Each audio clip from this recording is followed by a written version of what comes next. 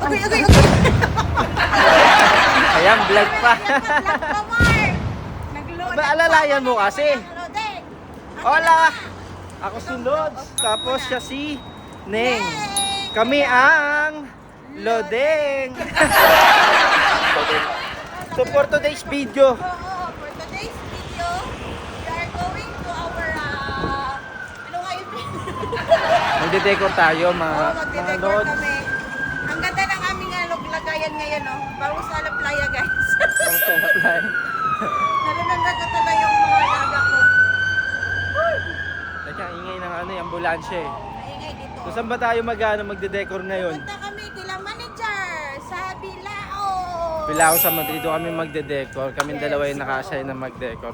Andun yung sinabi ni Alexis na masarap na. Ano nga yun? Yung... ano nga yun? Papaitan. Dapat yung papaitan doon mga Lods. Try nyo sa nakasabot Bilao. manager, baka naman may pa.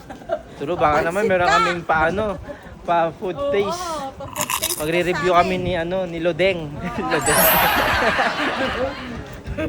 Abangan ninyo yung magiging decor namin. Hello, kabayan. Ayan na naman kami. Oo, ganito ang buhay dito sa Spain para lang magkaroon ng euro. Sino nga ang trabaho mo dito sa Spain? Nagtatrabaho po ako sa bahay. So pag weekend naman, nag-extra ako. Yeah, and number one na ina-extra ko sila. Let's party tapas! Ano ginagawa mo?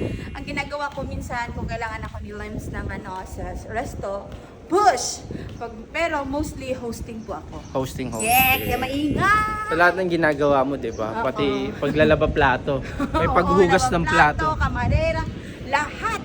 Ganon. Para lang may makain 3 beses isang araw sa Spain. Hirap na hirap ang buhay. Ang hirap ng buhay talaga dito. So nandito na tayo sa Bilao sa Madrid. Dito tayo magde-decor. Ito na si Ate Rowena. Ito na si Ate Rowena, si manager. May-ari ng Bilao sa Madrid, si Ate Rowena. Andito si manager, siya daw magde-decor, bakit siya nagtatrabaho. Ganun talaga yung mga Tutok autonomous. dapat, si tutok. Mga autonomous nagtatrabaho. Correct, tutok sa negosyo. Video to, syempre vlog.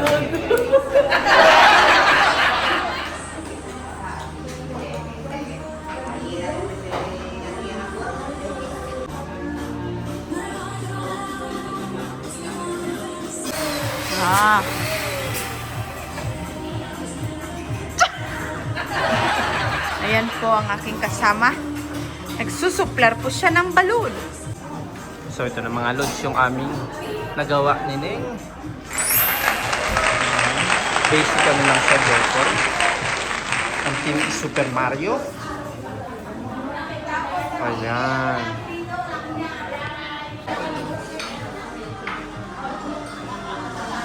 Basic decor. 2,000 years later. Lodeng. Mga Lodeng, tapos na kami mag-decor.